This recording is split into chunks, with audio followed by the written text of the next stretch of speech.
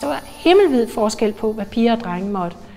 Så der var meget at gøre oprør imod. Da jeg var ung dengang, jamen altså, man tror jo ikke, det er muligt, men vi sad og holdt mund. Når var vi en gruppe mænd og kvinder sammen, jamen så var det mændene, der talte. Altså vi sad kvinderne pænt og stille og lyttede med og lyttede på og sagde ingenting.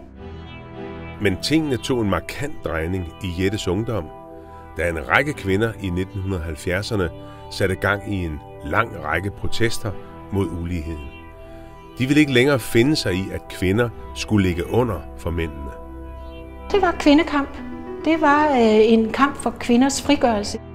Vi skal næsten 100 år tilbage i tiden for at finde et af de første vigtige skridt herhjemme i retning af kvinders ligeværd.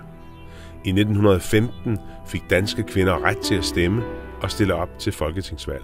Siden da har kvinder i Danmark vundet en række kampe om ligestilling, hvor 70'ernes kvindekamp står som en af de mest markante.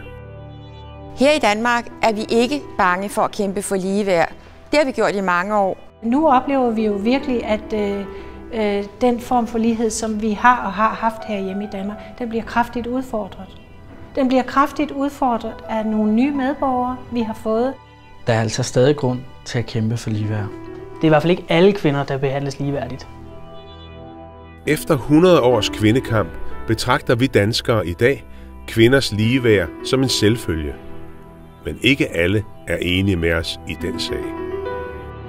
Nu ser vi, at selv små piger går rundt imellem os og er dækket helt til.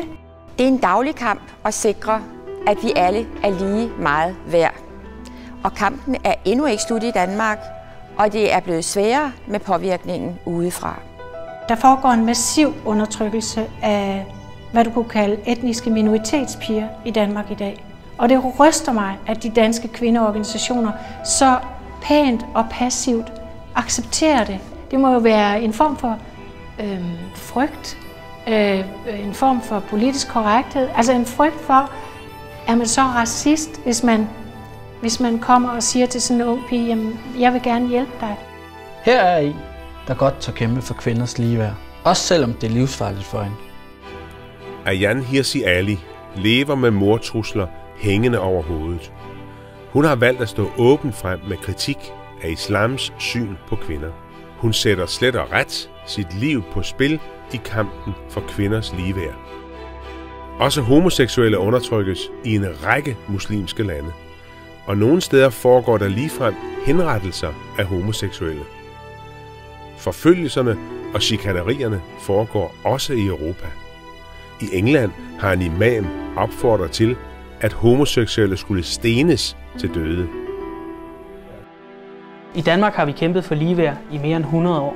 Vi må ikke lade den kamp være spildt. Vi vil kæmpe for, at alle har lige rettigheder i Danmark, uanset om det er kvinder fra etniske minoriteter, homoseksuelle eller handicappede. I Danmark er alle mennesker lige meget værd.